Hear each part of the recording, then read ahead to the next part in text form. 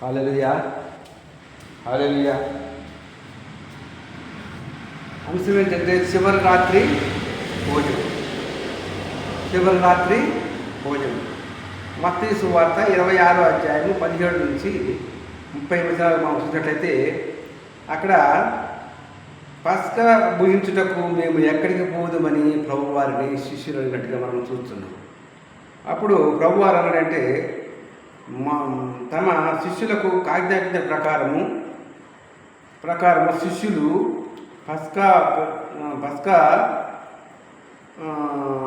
పస్కా పస్కాను ఆచరించడానికి వెళ్ళండి అని చెప్పినట్టుగా మనము చూస్తున్నాం. ఎక్కడికి వెళ్ళాలి, ఎవరు వెళ్ళాలంటే ఒక నీళ్ళకుండ, మీరు వీధిలో ఊర్లోకి వెళ్ళండి, ఒక నీళ్ళకుండ పోయిస్తున్న ఒక వ్యక్తి కనపడతాడు, అతను వెంబడించండి. అప్పుడు ఆ యజమాని అడగండి, పస్కా విడిది గది ఎక్కడ అని అడగండి, ఆయన చూపిస్తారని చెప్పినట్టుగా మనము చూస్తున్నాం. కనుక మనలో ఒకడు తను అప్పగించబోతున్నాడని ప్రభువు చెప్పినట్టుగా మనం చూస్తున్నాం. ఈ లోకంలో మనము కూడా ప్రభువుని యొక్క ఆ యొక్క పాపల చేతికి అప్పగించబోతున్నాము. ఒకసారి జ్ఞాపకం తెచ్చుకోండి. ఇస్కరియోతు అయితే, యోధా అయితే అందరూ కూడా నేనా ప్రభువా అనుకుంటూ వచ్చినారు. కానీ చివరికి ఇస్కరియోతు కూడా యోధా నేనా ప్రభువా అంటే నువ్వు అన్నట్లేదని చెప్పినట్టుగా మనం చూస్తున్నాం. ఇస్కరియోతు అప్పగించినట్టుగా మనము చూస్తున్నాం. కనుక ప్రభువుని ఆ యొక్క పాపులకు అప్పగించిన వాడు శిక్షార్హుడు. కనుక అతను తల్లి గర్భంలో పుట్టకున్నట్టుగా మేలు అన్నట్టుగా మనం చూస్తున్నాం. దేవునికి స్తోత్రం. ఎవరు అప్పగిస్తున్నారన్నప్పుడు ఆ యొక్క పాత్రలు చేయించిన వాడే అప్పగించినట్టుగా మనము చూస్తున్నాం.